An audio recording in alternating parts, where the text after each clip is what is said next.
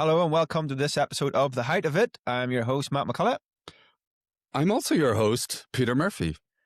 We're back after let's just say it. There's been a bit of an absence on our part. We haven't done a podcast for a while. Life got busy, but we're back now, and we're gonna raring to go.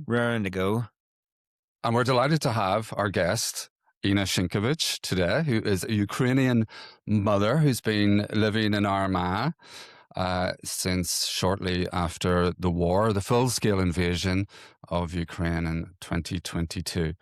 And really looking forward to this one. We are going to get behind, into the life of someone.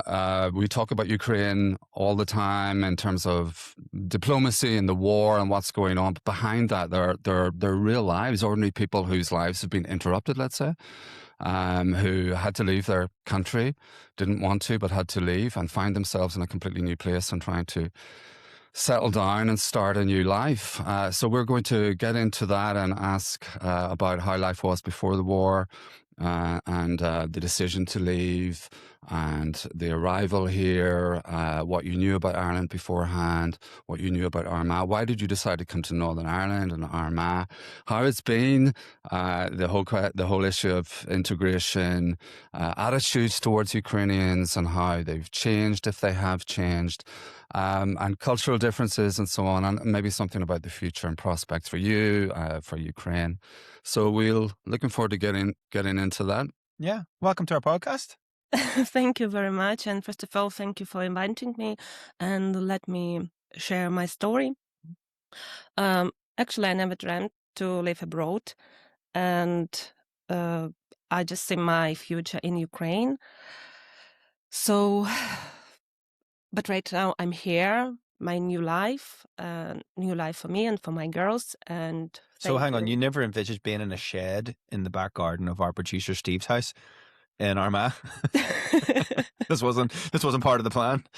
No, actually not. But I really appreciate for your hospitality. No problem. And we think you've got a very interesting story. And just to let people know that we had a chat the other night, we had a coffee together, me, you and Peter, and we thought your story was just so interesting that we wanted to bring you on here and let everyone hear it. So first of all, we just wanted to get into maybe you, where you're from, where did you grow up, where you were born, what that was like, what your culture was like. Okay, I was born in Crimea, Ukraine, and I spent there my earliest ages. And when I was 15, I moved to the west part of Ukraine. First of all, it happened because I was born in Soviet Union. So, and at 1991, Ukraine convert to independent country. Yeah. And we realized, because I was born in Crimea, and Ukrainian language wasn't spread there. And I realized for to live in an independent country, I have to return my language. My first language is a Russian language, but I never count it's like my native language. Just truly believe it was stolen. My native language was stolen from me, and a lot of people and children there burnt their culture and language as well. So instead of to move to Russia or stay in Crimea, I decided to move to the west part of Ukraine to finally learn language and have education and live in independent and free country. So I moved there. But I do have a question about that, because it's confusing, especially for people that don't really understand the history of Ukraine, because do you have a consciousness that you were a Ukrainian person if you're a Russian speaking person in Crimea? Did you still have you still believed fully that I'm Ukrainian, I love my Ukrainian culture and all of that? What did it feel like? Or did the consciousness come whenever Ukraine gained its independence from the Soviet Union? Suddenly you realized, oh, actually, I'm Ukrainian. It's quite complicated, because first of all, you not really think about this when you are young, Yeah. especially in your puberty and teenagers age. But because I grown in very strict society, it was Soviet Union, it was like the last years of Soviet Union, and especially they tried to pressure population through the schools, some departments, some government institution, and they just to try to keep this control in that time. And finally, in 1991, it's like rapidly happened, and we felt like we have a freedom and borders are open, and we had more information from abroad, and we had MTV channels, radio, BBC just appear. Yeah. Because before that, we didn't even have opportunity to know what happened abroad. And That is so interesting, because whenever they make the analogy of the Iron Curtain lifting, it's almost literal in that the light shone in and suddenly you realize, oh, hang on, this is my country and I don't... And also it was like a Cold War. So we lived in propaganda bubbles. And even our school books, they taught us the most powerful country, it's Soviet Union. We are only one who winner in secondary war, and our culture is the best culture, and our language and our language and our culture, the oldest one, but actually it's not this culture. This language actually is rooted.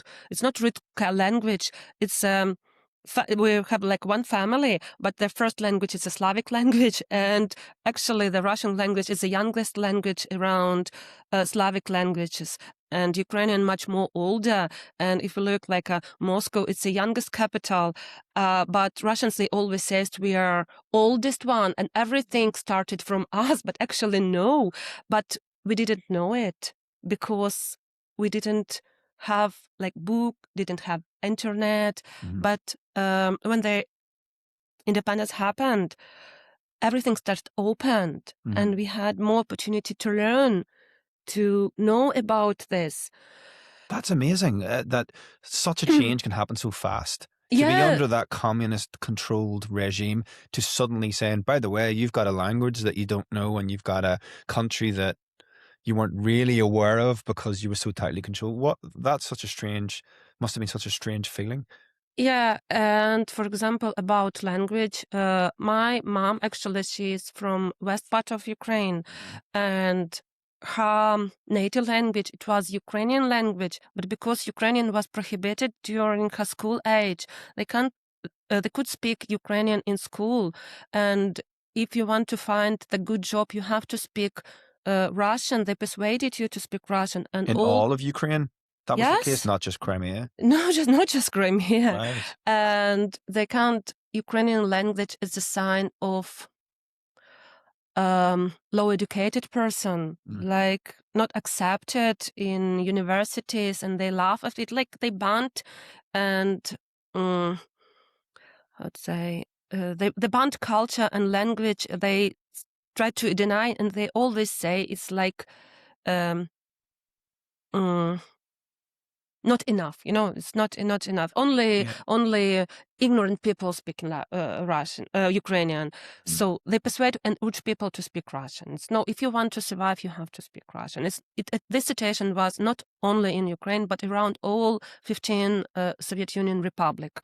And that's why right now, for example, people from Latvia, Lithuania, Bulgaria, who was born in Soviet Union, they are speaking Russians rather than their language.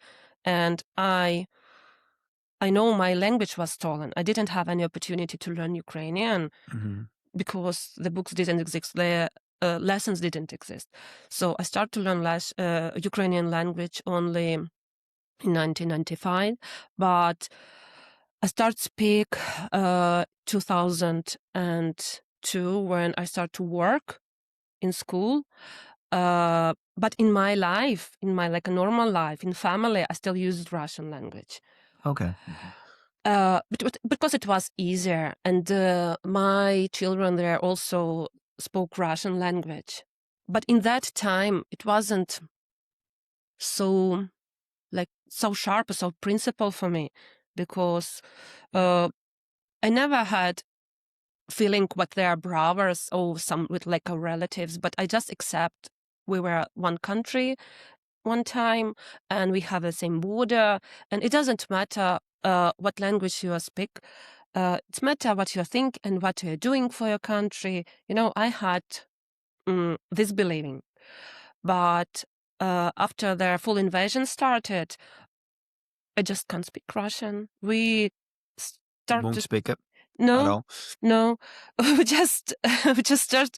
I said one. I just for next day. I said no. We're not speaking Russian in home anymore. Okay. Yeah. So it's happened just for one night. Yeah. And it's interesting because a lot of people think of a lot of people only ever heard of Ukraine because the war started or knew anything about it. And it's a good point because people think, oh, you've been at war or anything with the Russians for so long, but life was normal when you Mm, were young. When you're saying in 2002, it wasn't that big a deal. And it's the same in this country as well. In peacetime, people mm. forget and they don't really care. And it's only when something like the invasion happens that suddenly these things all come back to life. You know what? I think it's also happened because of our ignorance.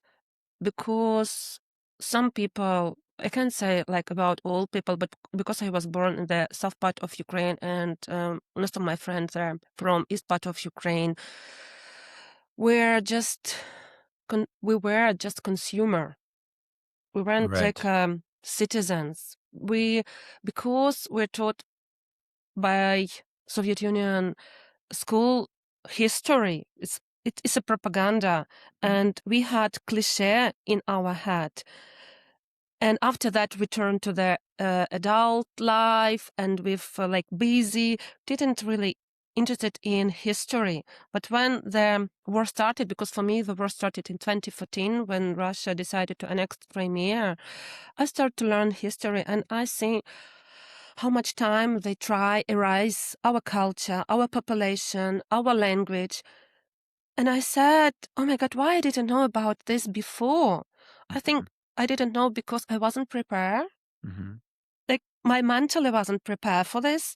And also because I had a block and because the life's so busy and competitive, you don't, to be citizen, to have this feeling of nationality, you have to cover your base thing.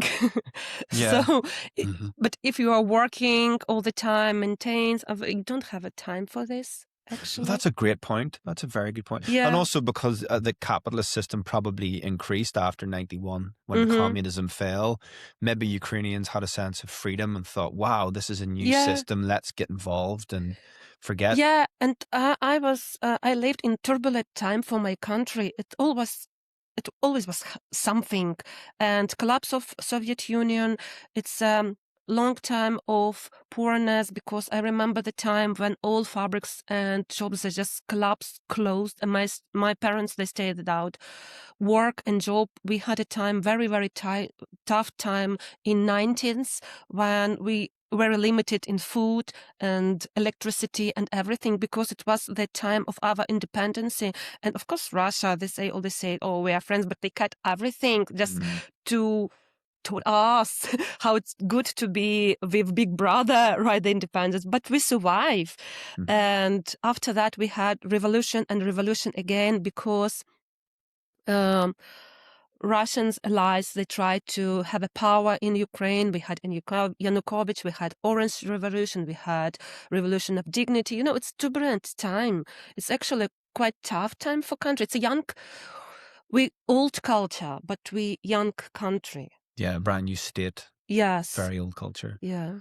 And Russia always seems to have had its eye on Ukraine. It's not recent. That's Yes. And a when I long started to standing. learn about this, I just say, oh my God, first of all, of course I felt shame because I never paid attention for our history. But when I realized I didn't have any doubt what we have to fight for our independence and our freedom. And one more point about Russian, when they invaded, they said, we're here just for protect Russian speaking population.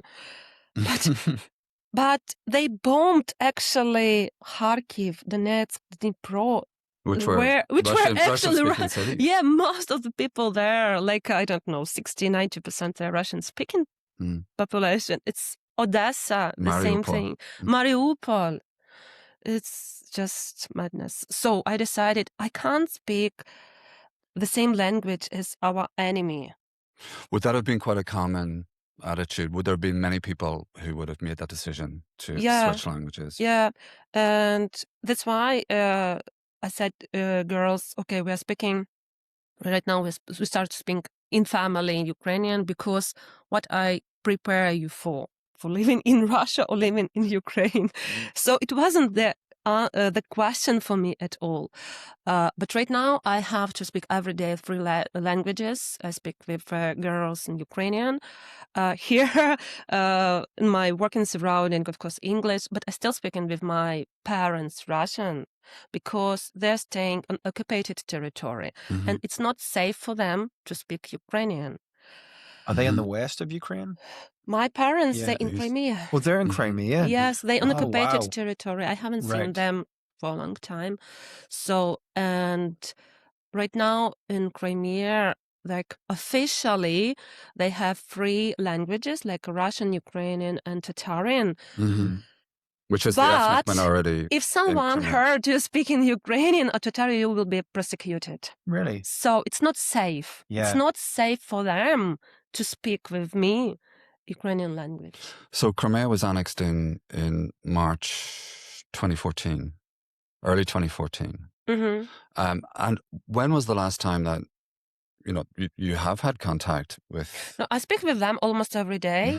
Right now, it's not so easy, because they banned Viber, and WhatsApp doesn't work perfectly. Telegram is just awful. Sometimes they do not have internet. Like, they have internet, but it just works inside Russia and Crimea. I don't know how it's working, but sometimes it's just like some syllables not even speaking. But we try to send message to each other, or share voice messages. But you never know who's staying not too far from you, Yeah. So it's I really worry about them. Okay. Of course, Yeah. it's natural. But have you been able to visit and see? And Of course not. Crimea is just out of bounds. No. Can they get out? No, they can't. They can go out because they do not have passports, and passports what were given in Crimea, they're not recognized by word, so they can move just in Russia on the Matrix, but they can move like abroad or somewhere. Or into the rest of Ukraine? Of course not. No, it's a border there. Yeah. No, they can't. And I can't go there because I support Ukraine, I support army, and I can just cross the board. First of all, it's a war line, and another thing, I have to go to filtration center in Moscow. They will check my phone, my Facebook and everything, and of course I will be prosecuted, and my children can be taken from me. So it's right now it's not impossible. I persuade them to leave Crimea in early 2014, 2015, and of course after full invasion. But my parents, for example, they spent all their lives there. My mom moved in Crimea when she was only 19, my father even earlier. They have a house, they live in a nice place, they know their neighbors, always life. Right now they are retired. They do not want to start their life from the scrap. And also they said, this is my house. Yeah. I lived here all my life. I built this house. Why I have to leave it? So when we are speaking about occupation, some people say, why not just give up some territory and, I don't know, ceasefire? But we are not leaving territory. We're leaving people there. That's a good point. You're not... a lot of people don't really understand how the war there works. A lot of people see it online and don't really get the reality. Yeah. But so to them, you're just giving up territory. But if someone is talking to you, you're giving up your parents. and your Yeah, family home, my and where sister you. stay there. And people sometimes ask me why they're not moving. Okay, I have a flat. I have a flat. I live in Ternopil for a long time, and I have a flat there. But it's like a small town flat. They used to live in the house near the seaside, Mhm. and it means they have to go all together, 5 people to one small flat, start from nothing, and they want to die in their house. And also, I have a lot of acquaintances who had some, I don't know, disease. They don't want to move. They Yeah, don't people know. who are sick and. Yeah, they're sick, old people, especially old people. So it's easier for young people, but it's so difficult for old people to start. So if we go back to 2022 and February 24 and your life before then, so who if I asked you how you would describe yourself then, so how would you say who you were, what you did in your life, what was an ordinary day like, what was your routine, and so on. If you can tell us a bit about the person you were then and describe yourself and life in Ternopil, which is in Western Ukraine, close to. If you tell us just a short bit about that part of your life. Okay. At February 2022, I was on peak of my career. I was a teacher in secondary school. My subject was world literature, and we just moved in our new flat. Finally, we didn't even finish some stuff, but we are so happy to move there because it's a big flat with big windows. And I was a mother of 2, a happy wife, like everything was just brilliant.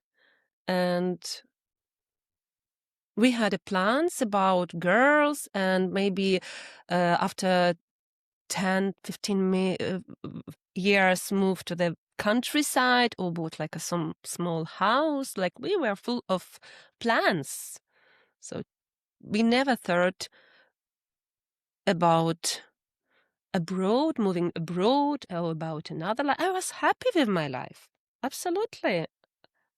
Yeah. And can you remember, was there a moment when you thought, this is not a short-term crisis, this is serious, something so big is about to happen here that we will have to change our lives fundamentally? Before invasion, before 24th February of 2022, I didn't have any idea about this because I lived in west part of Ukraine, and I almost accepted about an exit of Crimea. Of course, I was angry, but I seen nothing happened to return it. Any sanction can stop Russia, and I just tried to stop myself thinking about this because what's the point? It's just making me upset.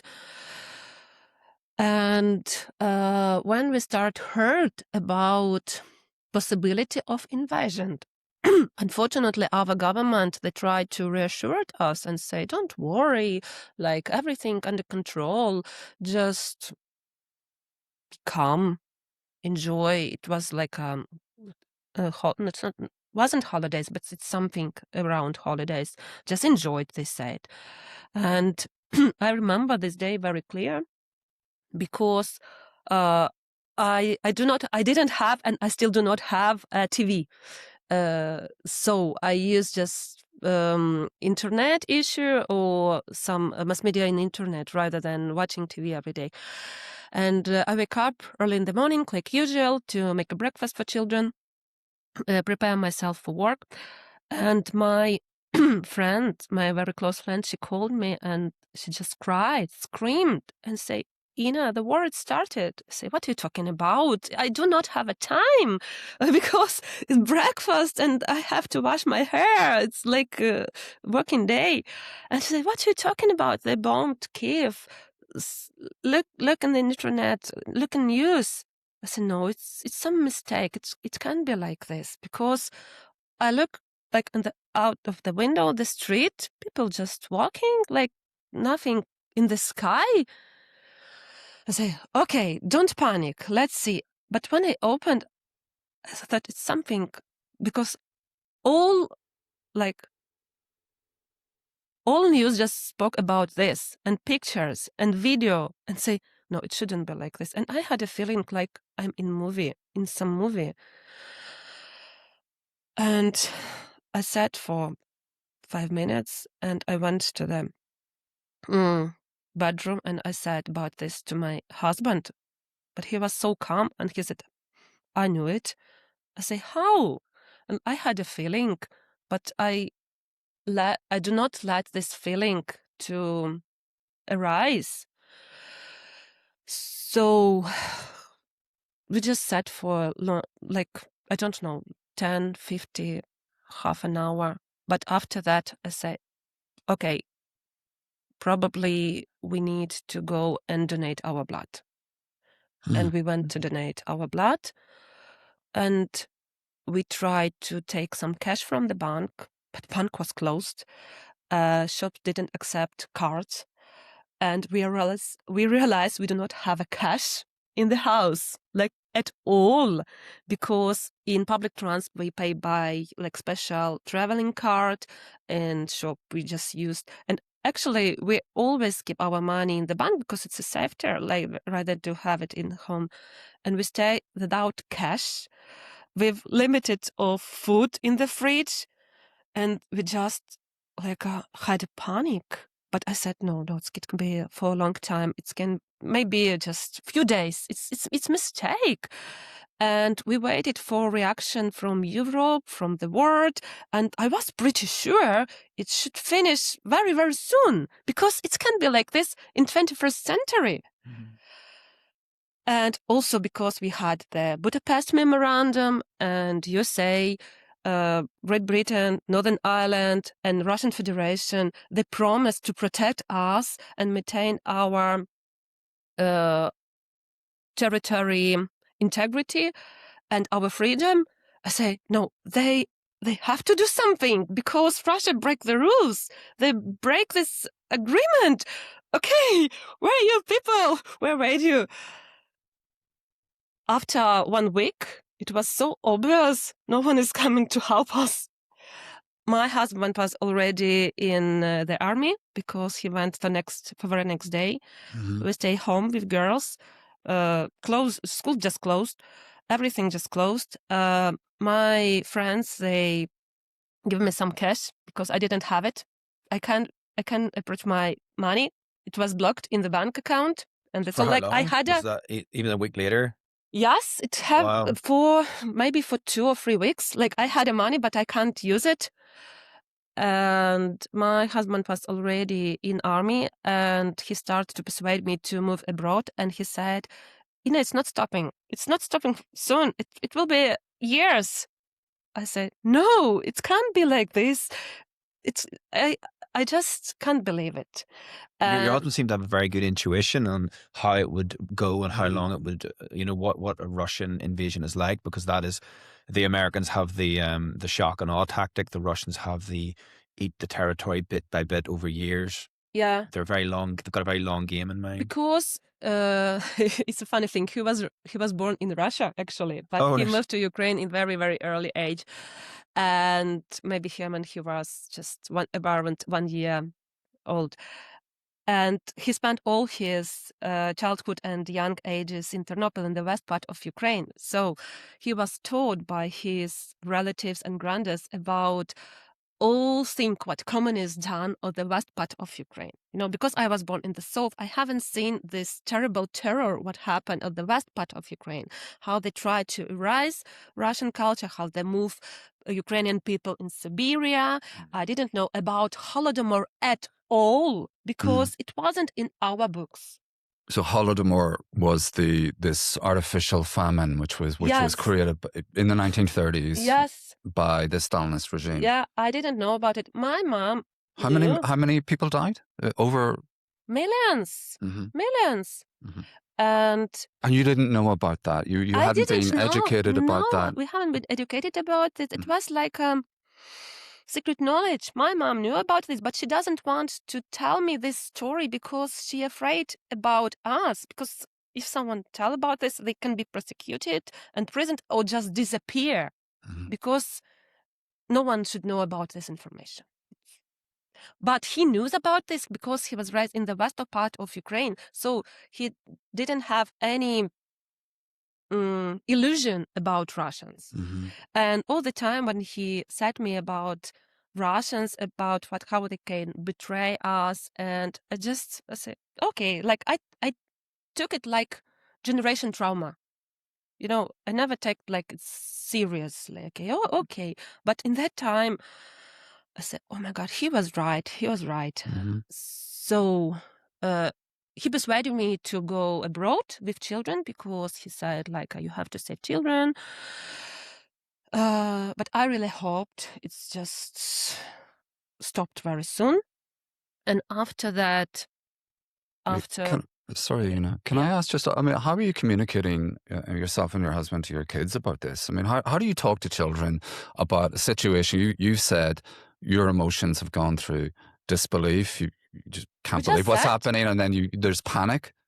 And then there's, I imagine, fear as well. But what are you saying to your kids during this initial week or two? No, we just said exactly like what happened. We said we have a full invasion from Russians, so we're not going to the school. But because we were in the west part of Ukraine, we haven't heard bombs, rockets.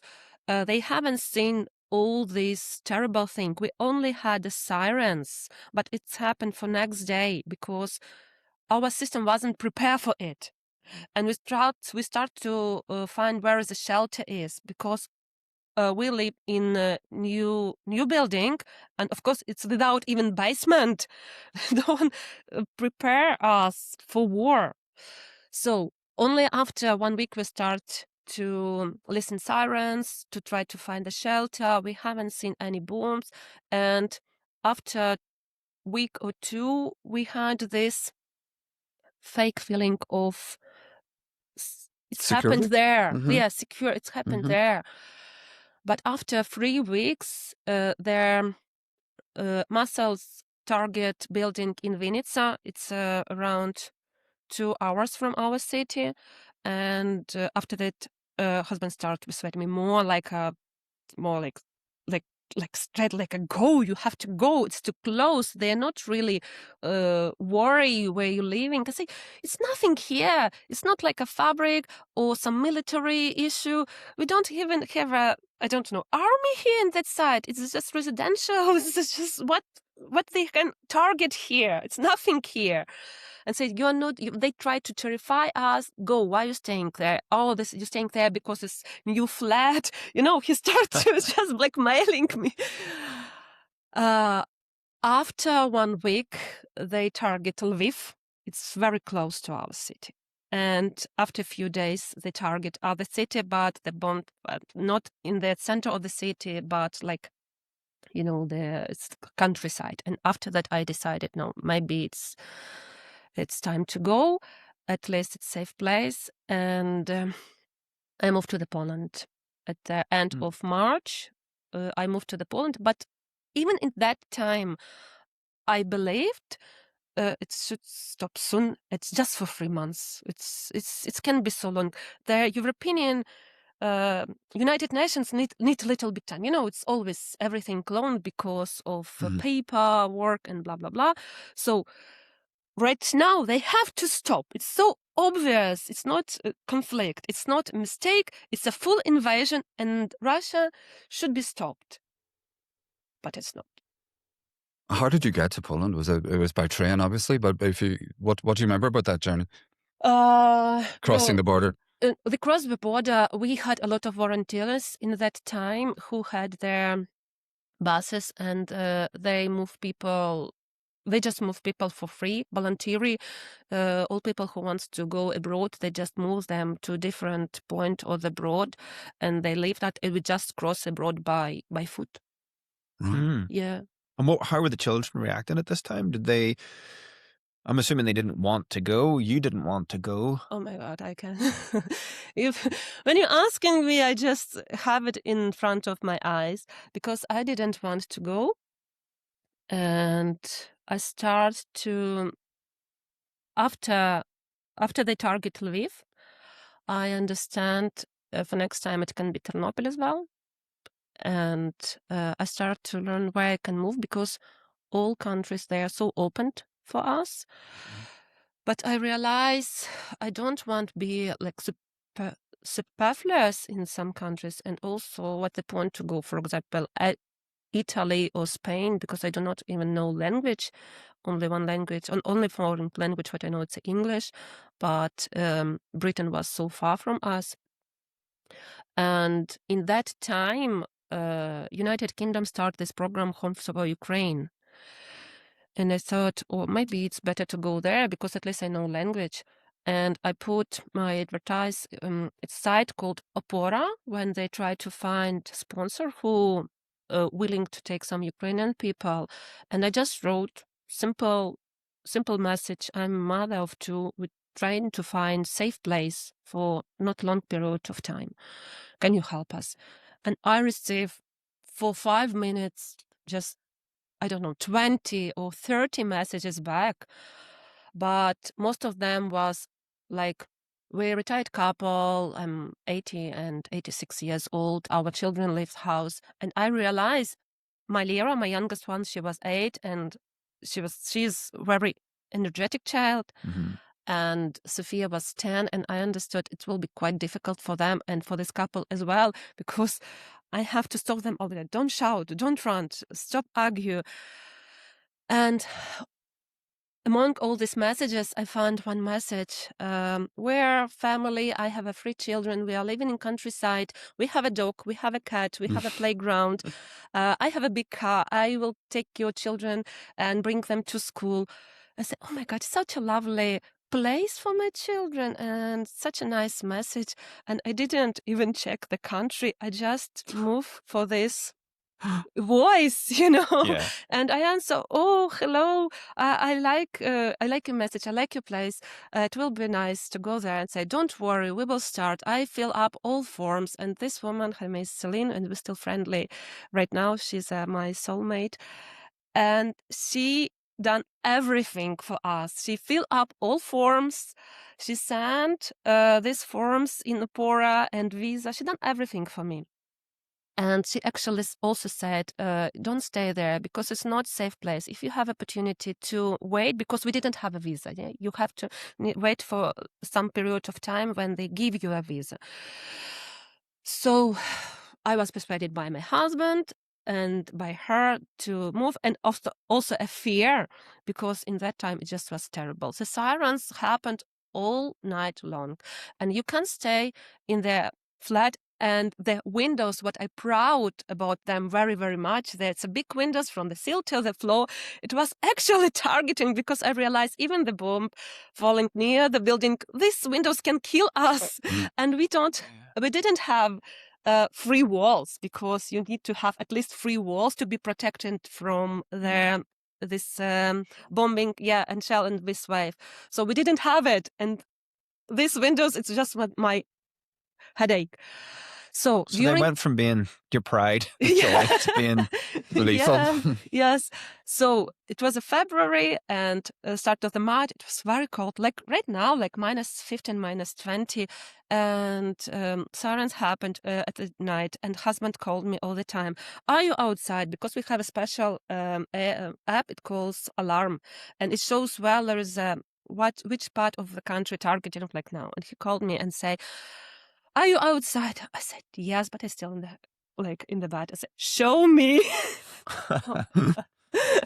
Show me. So I have to take children. We had this special bag with documents, with medicine, with some supplies for short period of time, water and, some food. And because we lived in it's a 6th floor, and elevator doesn't work, so we have to go down, and because we did have a basement, go to the next building, try to find shelter or basement there. It's a cold, you can stay there for sometimes 2 hours, sometimes even 5 hours. Children cry, they're exhausted, they're nervous, me too. I say, okay, it's time maybe to move. So we moved to the Poland, and I lived with my friend around 10 days. And also I thought, maybe it's better to stay here. And believe me, Polish people, they're welcoming us just just like we're some relatives. Mm-hmm. So, about how I decided, and at the night, the most hardest moment was for me. It's not really settle here or to take this decision, but the hardest we haven't seen the fire, the death, and of course I can compare my suffering with someone else, but it's not really competition, yeah. But the hardest moment for me, it was when I wrote my children's names and their date of birth and their relatives on their back by pen on their skin, because I understood everything can happen during our journey, and if something happened with me, I want them to know their names and their relatives, because I heard a lot of story then children lost their memory and they didn't remember who they are. So it was the hardest for me because I wrote and I cried, and mentally I said already goodbye for them because I didn't know how my journey finished. My God. Yeah. And we leave house only with 3 backpacks. I didn't have any luggage, any memories. I left my photographs, all my life behind. I had only 3 backpacks with warm clothes for them because I wanted to hold them all the time. And I had this fear to lose them in this crowd of the people. And when we arrived to the border on Poland, where like a big crowd, it's like a river from people. And it was mostly children and women, and children cried all the time. And I heard like some mom lost the child, and she cried, she screamed, "Where is my child?" And she called her name, and I just hold girls into hands and they say, "Mom, it's sore." But I was so scared to lose them. Mm-hmm. So, yeah. It's just unimaginable. So we're just back from a break. Ina, if you can then tell us a little bit about, what you knew about where you were going to. Ireland, Nothing. did you have ideas? Sorry, nothing. Absolutely nothing. I feel so ashamed. Nothing. I didn't choose country. I chose family. So when Celine called me, it's a weird thing. We connected for a few weeks before we arrived here, but we never spoke even by WhatsApp. Firstly, we spoke when I was in Poland. And when I arrived here, I asked her, "How you know I'm a real person?"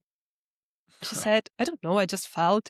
But how you choose me? You haven't knew my family and you have to live with us." I just said, "I don't know, I just felt." I don't know what is this. It's less like connection. She bought ticket for me for Dublin, and I don't know, maybe because I was in such a big stress, it wasn't important for me where. I just tried to find safe place. And I didn't even ask myself why I'm going to Dublin. Okay.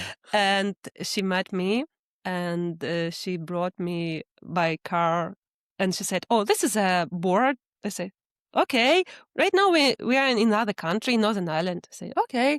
But I was happy because it's silent here, and girls, they slept on the back seat.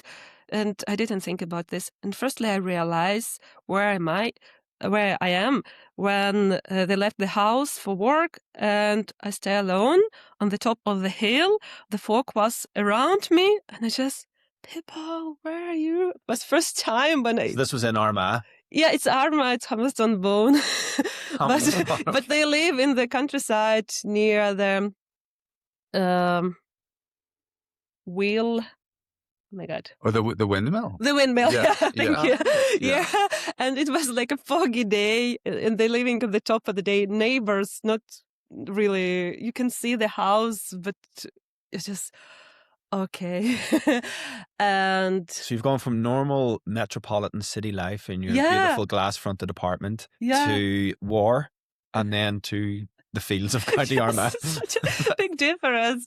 Yeah.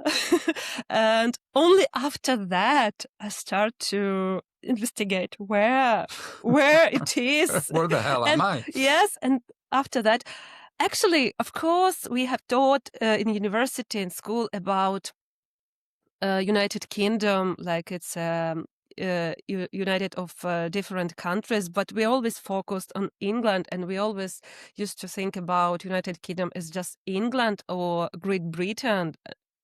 So shame of me. Right now I know. And also I learned about history, Ireland and Northern Ireland, and people when people ask me where are you, I said Northern Ireland. They used to think it's an island. It's a Republic of Ireland. So I explained it's a two different country and go a little bit in the history, and I find a lot of things what related to our country. So I find not climate, but history. So we have something in common. And what about the children? What was their reaction to being here? It was awful. They didn't want to leave country because they haven't seen the real bomb and death. They just start to blame me that I took them from their friends, from their normal life, from their toys. And especially the oldest one, she just cried and she said, I want to come back to my friends, to my father, why we're here, why we have to live with strangers. It was good first week, new place, new toys, dog, cat, children. But after 1 week, they started to miss their home and their things, because language is not that the language what we are used to learn, and they understand, as me as well, can read, but we are not really speaking English. And because of accent, they are not able really understand clear. And they sometimes even ask, is it English? Is it English? Was that difficult? Because you already spoke English and then you came here. So, yeah, firstly, it was just terrible with them. But it was easier when they finally started to attend the school, integrated school here in Armagh. So they find nice place. They find children also, as there are some Ukrainian children. We had already 8 Ukrainian families. And I promised them what we can come back home in summertime and spend some time there. But after 1 month, they received more and more messages from their friends that they leave country. And after 2 months, they realize it's no one from their class in their school. And when first time we had opportunity to go to Ukraine in 2023, spring 2023, and they realize it's no one from their class and their friends there already, because they just move off to Poland or another safe place. Must be Everything, so traumatic for them. life changed rapidly and absolutely like another way. It's not like, when you leave your country, you persuaded to leave your country. You're not just leaving your past behind you. You give up with your future as well, because we had a plan, they had a plan. And when you persuaded to leave your country, you give up with your future. You just destroy your identity, because I'm not a teacher anymore. I'm not in the peak of my career. I do not have these plans about small house in countryside with my husband and small garden. I don't even know about tomorrow, because that, reading the news is just terrifying me. It's just like snowball. And because Putin wasn't stopped, it gives the green light for another authoritarian regimes. It now seems like agreement doesn't work, negotiation doesn't work, memorandum doesn't work. Only force matter, who has a power, who has a weapon, especially a nuclear weapon. Before 1994, Ukraine was their third nuclear country. The third. We had more nuclear weapons than France or UK. It was around 9,000, and we had around 200 ballistic rockets. But we give up with it, and we were so proud of it because we give up it for sake of peace. And this was the Budapest Memorandum. Yeah, that it's you a mentioned. Budapest Memorandum, and big player, they promise us this safeness, but nothing happened. When we defended in 2014 and Crimea was annexed, nothing happened. Mm-hmm. So how I don't really know what wait me tomorrow and my children.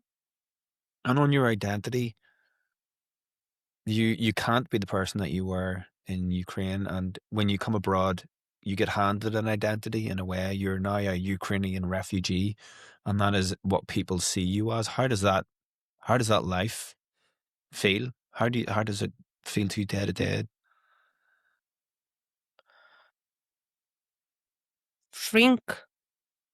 You shrink yourself all the time. First of all, when we arrived here, people, I don't know, they used to see like refugee, someone who is needed, and asking. And when they seen person who is, I don't know, confident, high educated, trying to wearing up, to go, I don't know, hairdresser, and at least have even simple thing like a manicure, they're not treating you like a refugee. And sometimes you even can hurt some obnoxious mention about like you are a refugee. You're not like a refugee. Mm-hmm. But it's a different thing. We came here not because we're work migrant or trying to escape from poorness. We try to save life of our children, first of all, and try to save place. And it's maybe difficult to understand for people who take their freedom, independence as granted, because they never fight and they never faced with these challenges. But it's so difficult to always fighting for your identity. I say I'm not just a person who claiming for safeness. I want not just exist, I want to live. Mm-hmm. And all this is a small thing. It's only one thing what gives me feeling what I'm a human. And you never know what happened behind the closed door. Some people don't even have a lot of some food, but maybe they have only nice dress or some jewelry what they save from Ukraine, and they keep it like a sign about their past life. And this is only one small thing what make them alive. And I know when I arrived here, we had 8 families in our school, and most of them they come back to Ukraine, but not because they wanted to live or there or because it's a safe place, but because staying here as a refugee, you will never be accepted. I want to say you can settle here, but you will never be accepted as a equal.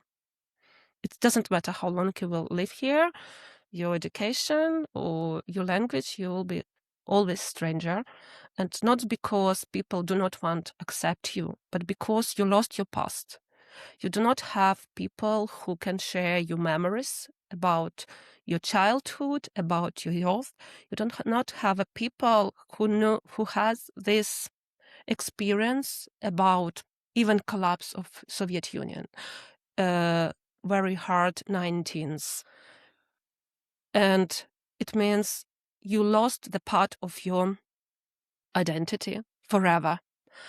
And for some people, it's easier to be on the front line because to die because of muscles or shahid attack, it's okay, maybe 50%, but 50% that you can survive. And 50% of your time, you're still alive. You are human, you have a respect, you know what you're doing, and you have control of your life. But staying here, you're 100% nobody. That's a very profound thing to say. I mean, you're not saying that people don't accept you. You're saying that people don't understand you and can never understand you because they don't have that shared. Even now, you're talking to us, we're still not getting the real you because English is not your first language, Yeah. and we're just getting a glimpse of. Yeah, I just want to highlight this is a problem of our personality, because we have some people, at least with people with whom I'm speaking, we have this feeling you never live in this reality because mentally you're staying with your relatives. Every night you check the app. Where is attack? Is it your city? Or if your city was attacked, you check your relatives. For example, in November this year, my city was hardly attacked. They target 2 residential buildings. 56 person died, including children. And you just checked. It was your relatives, your friends, your co-worker, and you're not sleeping. You're like mentally, you're always there. And this fear and also this guiltiness because you have, I still survive. You know, this is a trauma of survivor. You're thinking, they suffer, they're still with their country, I'm staying here, what I have to do. And you're doing a lot, but it's never enough. It's never enough. So it's not only about how people accept you. This is about the right, how you can settle here, and about your feeling. And all this mental work, it's very, very hard work, but never finished. You're always like living in 2 different places simultaneously. Sounds absolutely exhausting. It's absolutely exhausting. That's why some people, they choose, okay, at least I live, I don't know how long, maybe 5 years, maybe 1 year, maybe 1 month, but I still alive. I'm not existing. But here, living without living, it's suffering. That's why people choose to come back to Ukraine, not because they choose the safe place or they're not fear or scared, but because it's different type of thinking. For some people, it's very important to live, but some people, it's enough to exist.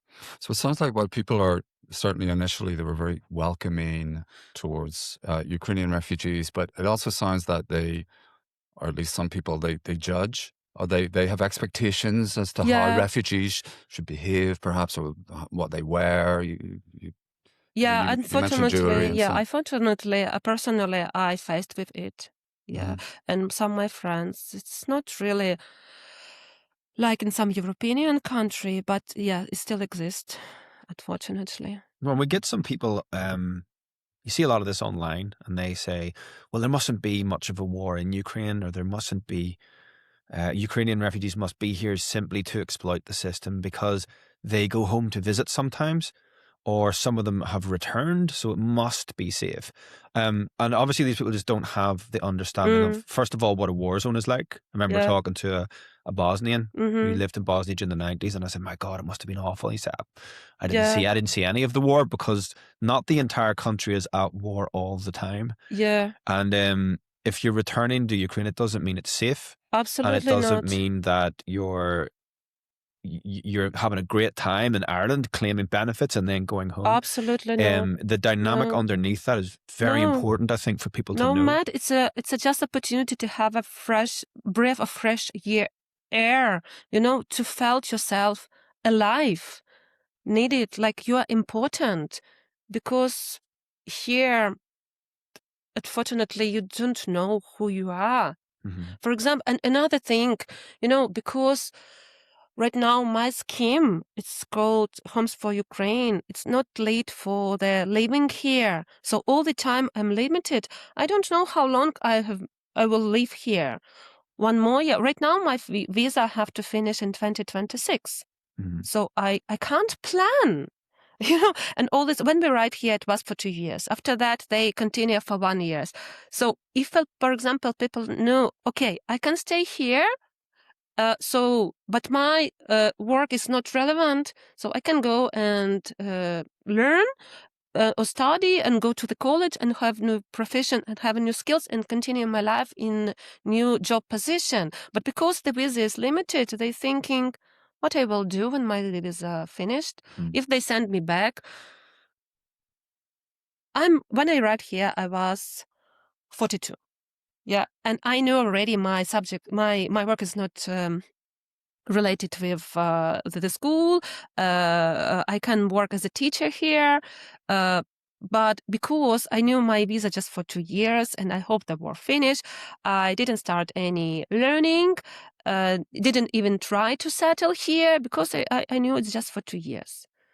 After that, they continue for 1 more year, and I can't change my house. I can't rent another house because people want to see you can stay here at least for 2 years. So, like, I'm stuck. I can't move. You can't plan your future. I can't plan. For example, I want to change the job, to go to another job. Okay. But when I start to send my CV, they say, okay, do you have a work permission? Yes. When it finishes, autumn 26. This year? This year. And they say, and right, yeah. So, we just stuck. We do not know when the war finishes. We do not know about our future in this country. We want to work, so they persuaded people, high educated people work in some job like a factory, cleaning, nursing. They can do their job what can be contribute in society. But for this, they have to a little bit improve their skills or to have some certificate or something like this. But they can't see the point because they do not know their future so blurry, and government doesn't give any answer for this. We don't know about our future. My children, firstly, when we came here, they want to come back home for their friends. Right now, they're here for 4 years. And they love this country. And they just fascinated about education. Both my girls right now in St. Catherine's. And they have friends. And when we start to speak about, because we had a thought to come back Ukraine this summer, Lera, youngest one, just finished her primary school, and their father was he was wounded on the army, so right now he stay in the town. And we started to spoke about come back to Ukraine, and they said we don't want to come back. We have friends, and also they have a big delay because system education is different. They're going further, and they said, well, no, we don't want. And also, approach for education, absolutely different. In Ukraine, it's mostly about pass the exam, tick the books. But here it's about development, about joy, about develop the talent and skills of child. They like it. They love it to stay here. So I understand right now, they do not want to come back to Ukraine. And also, what's the point? Right now, my country destroyed, low economy, and we do not know about future. We do not know when the wars finish. I can just bring them back because, I don't know, I'm his husband. No. Yeah. So I'm stuck. I don't know. You're the bad guy because you brought them here. And then you're going to be the bad guy for bringing them back. So either way, you... Yeah. So I lost my boss. I do not know about my future. And who I am. And you, when you arrived here, you obviously don't live with the sponsor anymore. So you got yourself a job. Yeah. You got yourself a place to live. Did you learn to drive here? Oh, yeah. And you bought yourself a car. Yeah. And all by yourself and your 2 children. That's amazing. Yeah, it's the sponsors, my sponsors, they helped me a lot. And I always said, thinking about how we mostly speaking about governments, but actually ordinary people, they're doing amazing thing and they're changing the world. And when the war started in full invasion in 2022, I remember some foreigners organization, they just took their stuff and they said, okay, Ukraine will collapse very soon because it's no point to be against the Russia, such a big troop. But some people just staying there, and from Ireland, Northern Ireland as well, and from UK, and they just help. And when I arrived here, I've seen how people collect humanitarian aid, just ordinary people, not organization. They're going from home to home. They collect medicine, warm clothes, and they just send almost every month, twice a month, some small thing, but it's very important thing in Ukraine. And when I arrived here, a lot of people, they just open their hearts for me and for my children, because I arrived just to backpacks, and already in Celine's house, I had a luggage of different clothes for me and for girls, everything, like from trousers for coats, everything what I needed.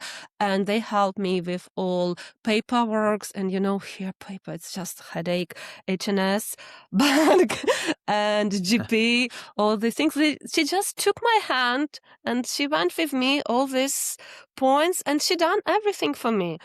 And her husband helped me with a car, to buy a car, and and he learned me how to drive. Actually, Oh, I right. knew how to drive. I had these skills, but I never drove before. Yeah. I didn't have this experience to driving on a normal road. So yeah. And you got that car a bit cheaper than you would normally would have. Yes, but okay, it's a funny story. We tried to find the cheap car, and we find the car, it's in Newry, not too far from Newry. And Chris, sponsor, he went with me. And when they start to speak with seller, they realize they're relatives. And when this man knew their relatives, and I also am from Ukraine, I had a big discount for this car.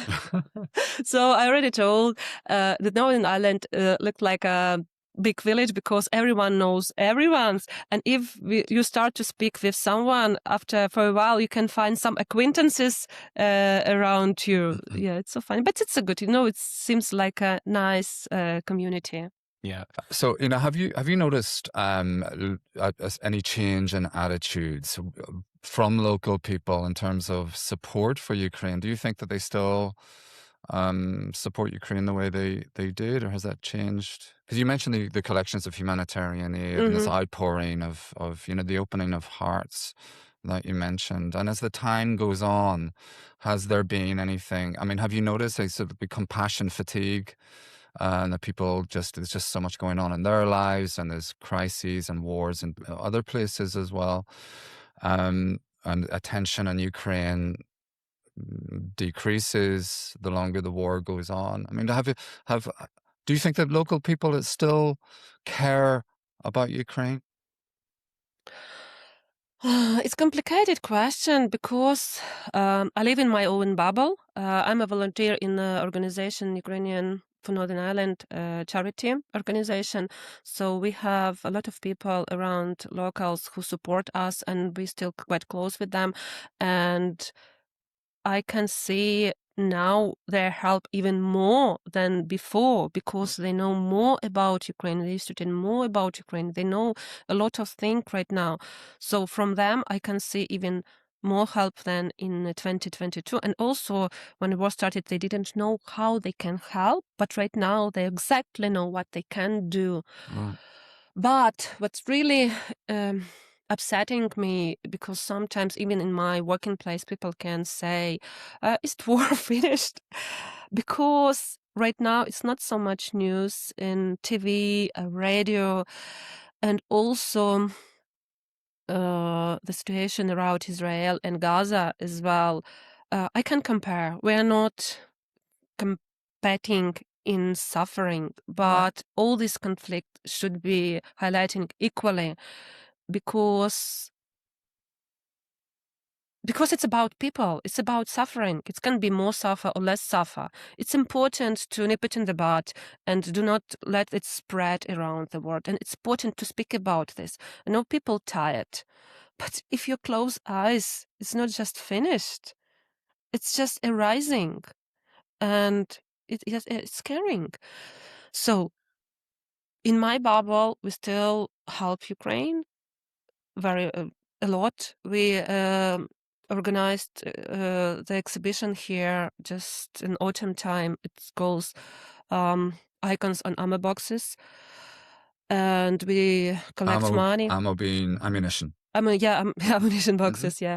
So we collect money and we are buying ambulances and receiving in Ukraine, and a lot of people ask me, but unfortunately, it's not so highlighted in on the TV.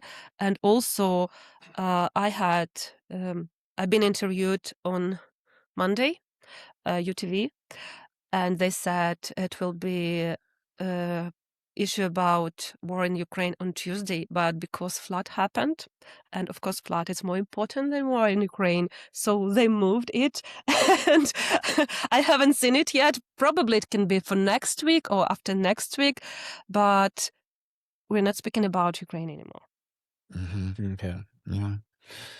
I mean, I suppose there is a human sort of nature tendency to sort of also push away things which maybe go on for a long time, or just are for the sake of mental health, perhaps just not wanting to dwell in it. I just wanted to quickly follow up on something, because keeping in touch with home, keeping in touch with war, I mean, it must take a toll as well. Do you ever feel that, I'm going to switch off from this? Of course, you have your parents back in Crimea and friends and relatives and so on, but it must be difficult just to keep in touch at a distance with what's going on in Ukraine in terms of the war and in terms of missile attacks and I mean, do you ever have the temptation just to look? I'm here in Northern Ireland. I have my life here. I have to look after my kids. I have to work. I have my daily stuff, and then you feel that the daily reality of Ukraine is just so far. I'm just going to leave that alone for a bit. Do you ever It switch off? happens with me all the time.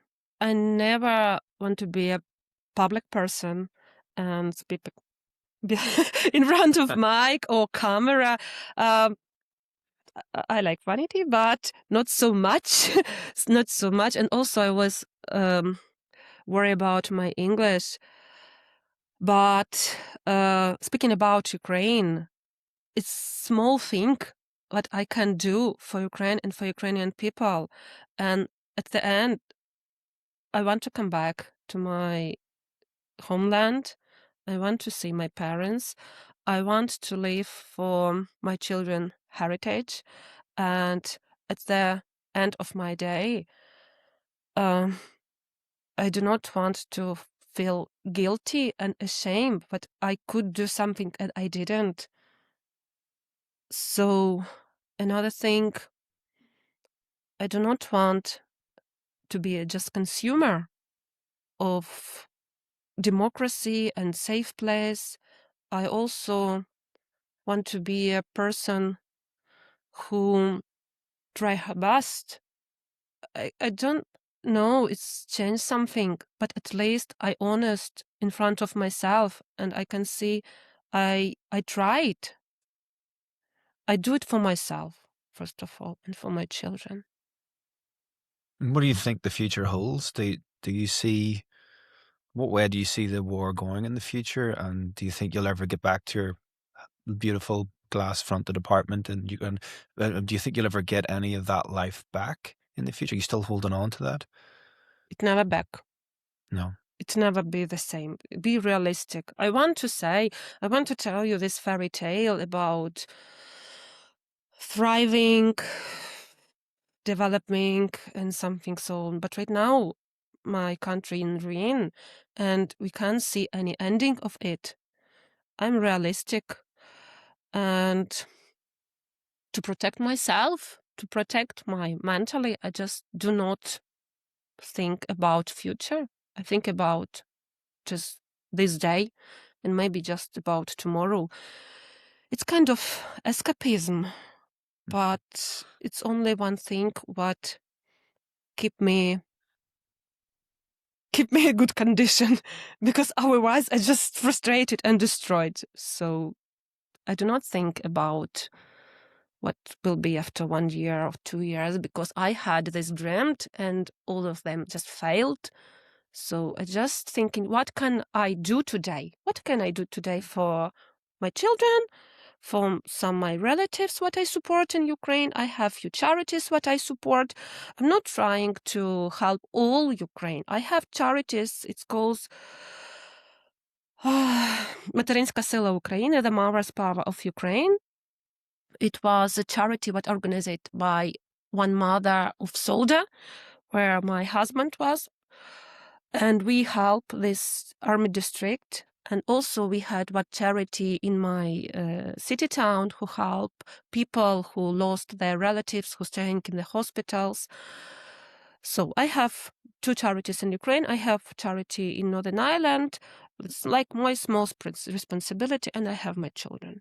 This is a thing what I'm doing here. And I take every opportunity to speak about Ukraine. Even if my English is not perfect, I try my best. Is there something that local people really should know about Ukraine, or that you would love if local people, Northern Irish people or Armagh people or Irish people, that they don't get about Ukraine and they don't understand, but they really should? Is there Misconceptions. Yeah. Is there something that you feel often frustrated about that local people tell you Peter, or do? maybe I'm too old and I seen life.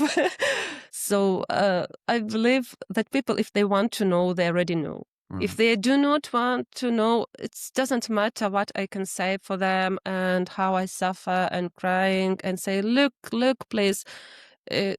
Right now, ignorance, it's a deliberate choice. So I just want to say, I really appreciate for those people who support Ukraine, who support Ukrainian people, who support democracy around the world, who open their houses for Ukrainians. I don't want to really learn something or open eyes. I just want to say thank you. Thank you for accepting us. Thank you for helping us to save our children. Do you feel ever pressure to feel grateful? Do you like that local people expect you or people in your situation to be humble, to be quiet, perhaps not very loud? I think you mentioned being confident and presenting yourself in a certain way sometimes is judged. Do you feel pressure to be grateful? Not really. Not really, but Peter, it's also because I live in my bubble. Right. We all have our own experience, and I heard a lot of terrible stories about such attitude. But in my working surround, firstly, I had misunderstanding about my appearance and my status as a refugee. But right now, it's absolutely fine. I feel support and understanding. I have very close friends in the school, so really happy. Okay. Are you angry? Because I get the sense that you're very articulate and you put your energy into a lot of things. You've got your kids, your organizations, and all that. But I get the sense that you must be angry at losing so much at the hands of a regime like Putin's Russia. Do you feel a deep anger? Does that come out sometimes? And I think I can see it under the surface there, but I feel anger for governments, for the lack of reaction. for the lack of reaction. And I do not understand how Russia can be the member of United Nations and have a veto. How Russia can be accepted by their organization who actually should protect the peace. And why they're not really put Putin in the court. Of course, they can't take him like physically, but they can start to initiate this court because it's already obvious. It's a It's a war. People were tortured by Russian troops, raped when they left Irpin and Kherson and Mariupol, investigated massive graves with thousands of people, women, children with hands tied under their backs. Yeah. And how? We learned about Second War, and all Nazis were in the court. But it means it's happened after then the war finished. But it shouldn't be at the end of the war. We have the crime right now. And we have evidence right now. Why national organization who should be protect people around the world can accept Russia as a member and not judge them? I do not understand. Yeah. It's understandable to be angry. I totally get that. It must also be, well, I imagine it's difficult when you see, Donald Trump telling your President Zelensky in the White House that, he doesn't have the cards and he should, basically shut up and accept terms and accept losing 20% of territory. I mean, as a Ukrainian abroad, sort of watching these turning points or big moments in what's happening in the war, it must be very difficult to see that kind of stuff from presidents and leaders in the West. It's just sometimes I'm just disappointed, and I lost my gift of speech because it's just sometimes it seems like absurd. The USA, there's one who should be a guarantee of Ukrainian territorial integrity. At the same time, they want to took off our minerals, our territory. It's I don't know. I just speechless. Would you be? How would you feel at the loss of 20% of territory? It's not territory. We are not speaking about territory at all. We're speaking about people. And it means the people stay on this territory. They will be occupied. But occupation, it doesn't mean the peace. It's still the war. But only one thing. You can't see this suffering. You can't see this crime. People will disappear, tortured, abrupting, children forcibly taken from the family, and you will never know what happened with them. You can't persuade the country who was invaded just give up. And you don't think that would stop that? Putin wouldn't stop at that, would he? Absolutely, because he already had a Crimea. He already had a Lugansk and the next area. And what happened next? He moved to Kharkiv, Kherson, and he's moving and moving and moving. For him, it's not just war for territory. It's essential war, like two regimes, authoritarian and democracy. And this is just showing for all world, I don't care. And why he's doing this? Because he can do this. He wasn't stopped in 2008 when he invaded Georgia. But in that time, actually, Georgia doesn't have this memorandum. She doesn't have really the guarantee. But we give up our nuclear weapon for the sake of the peace. So it's unfair. It's just unfair. But no, I never thought about Ukraine as about territory. It's a people, and it's just not like a abstract. It's a personality. It's a families. It's a like mother, like me, like you, and they not just killed. They just not exist. They're suffering. Have you noticed that there's a difference in sympathy towards Ukrainians depending on what part of the community people come from over here? Not really. I felt the equal support from Catholic and Protestant. May I speak like this? Yeah, Catholic and Protestant, equal support. Only one thing, what I notice, you have to avoid some sensitive themes about language and territories in each community. And also, for example, I really interested about how you resolved this conflict at the end, and how you find this solution and resolution. Thank you. And we invite the professor from Trinity College here in Armagh in City Library with the Migrant Center, and but we didn't have an answer. We didn't have an answer. It seems like it's generation trauma. People describe what happened, but we are not really describe how they find solution and how they find this peace in their souls. Because I absolutely understand we can't just read off our neighbors and, I don't know, the big sea between Russia and between Ukraine. We have to find resolution at the end. But this experience will be useful for us. But I didn't have a question. And I didn't have an answer for my question. So it seems like people prefer not to talk about this, rather to give you clear answer. And also about, I think the culture thing, if you're asking about something, you will, 90%, 80%, you will never have a direct answer, like a clear answer, something quick. So Ukrainians are possibly more direct. Yeah, we're more open. And for some people, firstly, it seems like rudeness, probably, but I didn't meant it.